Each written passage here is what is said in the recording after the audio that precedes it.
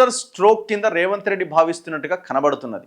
So మనోడు political steps strokes ఎట్లా ఉంటాయి, ఇది ఆయన్ని పైకి లేపడమా ఇంకోటి కాదు. మా లైన్ చాలా క్లియర్గా ఉంది.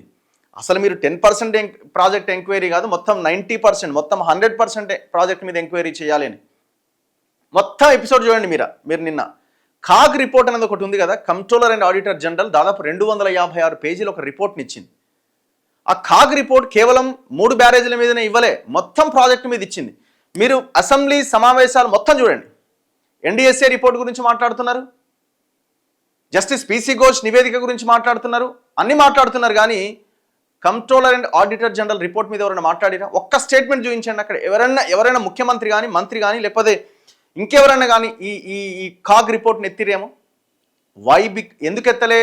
కాగ్ రిపోర్ట్ మొత్తం ప్రాజెక్టు మీద ఎంక్వైరీ చేసింది, మొత్తం ప్రాజెక్టు మీద రిపోర్ట్ ఇచ్చింది, జరిగిన అవకతవకల్ని పూసగుచ్చినట్టుగా వివరించే ప్రయత్నం చేసింది.